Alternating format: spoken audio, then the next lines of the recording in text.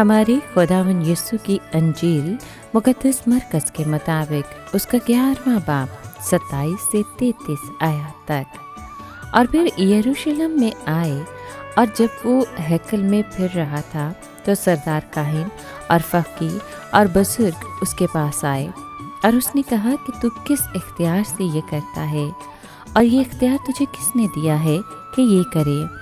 तब यीशु ने उनसे कहा कि मैं भी तुमसे एक बात पूछता हूँ, तुम जवाब दो तो मैं तुम्हें बताऊँगा कि मैं किस इख्तियार से ये करता हूँ।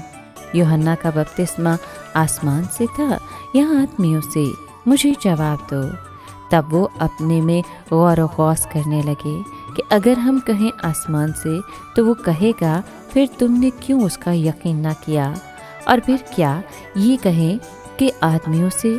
वो अवाम से डरते थे क्योंकि सब यूहन्ना को हकीकी नबी मानते थे। तब उन्होंने यीशु से जवाब में कहा, हम नहीं जानते। यीशु ने उनसे कहा, मैं भी तुम्हें नहीं बताता हूँ कि मैं किस इख्तियार से ये करता हूँ।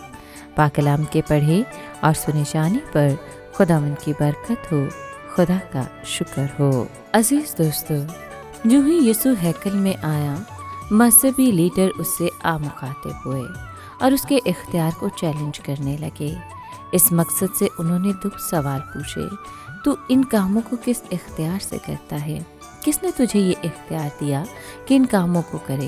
यानी हैकल को पाक साफ करना, अंजीर के दरख्त पर लानत करना और यरूशलेम में फातिहाना दाखिल होना। उनका ख्याल था कि ये कोई भी जवाब दे हम उसे फंसा लेंगे।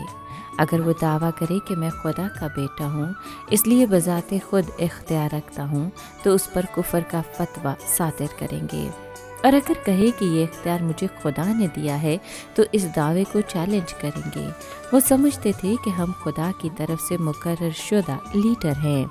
मगर यीशु ने जवाब के तौर पर भी एक सवाल पूछा, क्या यूहन्ना बपतिस्मा देने वाले को खुदा ने मुकर्रर किया था या नहीं? यूहन्ना का बपतिस्मा उसकी पूरी खिदमत की तरफ इशारा करता है। अब उनको इस सवाल का जवाब देते हुए सख्त घबराहट हुई।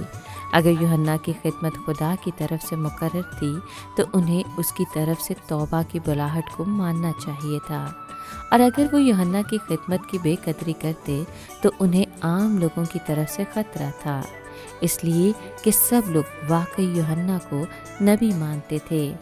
उन्होंने जवाब देने से इनकार करके कह दिया कि हम नहीं जानते। चुनाचे खुदावंद ने भी अपने इख्तियार के बारे में कोई बात करने से इनकार कर दिया, और अगर वो उसके पेशरों को मुस्तनद नहीं मानते तो खुद बादशाह को मुस्तनद कैसे मान सकते थे।